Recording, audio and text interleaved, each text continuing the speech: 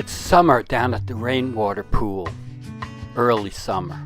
There's plenty of water, and what tadpoles are still in the water all have legs and will turn into toads soon. But already, there are lots of little toadlets.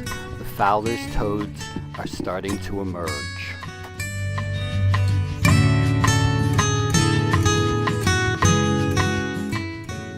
Trying to follow the toads as they hop along is one of my favorite things to do, but I don't think I do it real well. How do you keep something that small in focus as it moves erratically and then stops is the problem. They blend in with the scenery, so you have to magnify quite a bit before you're really sure what you're looking at, or you can actually see the anatomy like the legs moving. And then they move, jump, stop. So you've got to have the camera loose enough to be able to follow them along, but then you have to have the camera tight enough so that when they stop, you don't, your hand isn't shaking.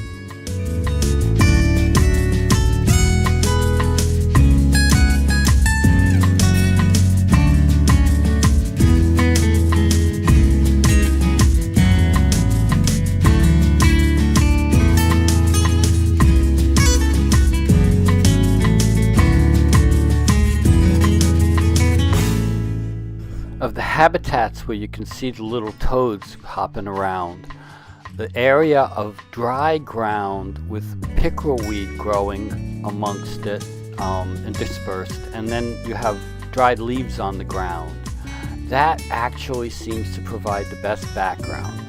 The vegetation gets in the way, but not as much. The clear spots, you can actually see the toad, though it does kind of blend in with that color pretty well.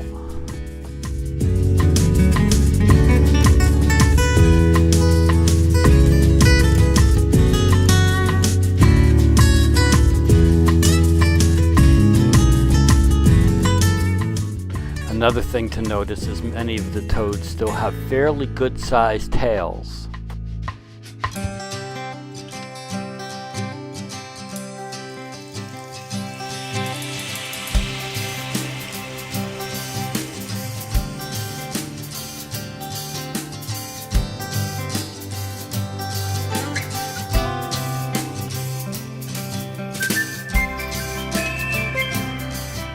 Follow this with slow motion so that we can see how the toad jumps.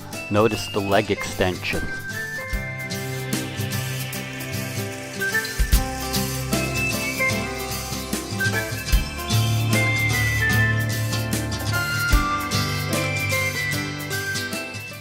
The toads use this area among the Eleutheris quite often.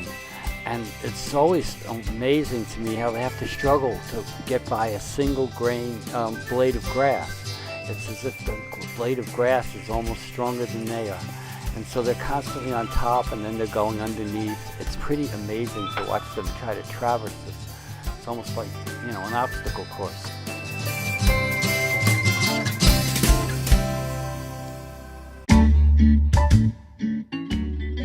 Here's another one with a very long tail. It means it was underwater, is swimming around with two legs only a very few days ago. Note the skin pattern looks much more like the adult in those without a tail than those with.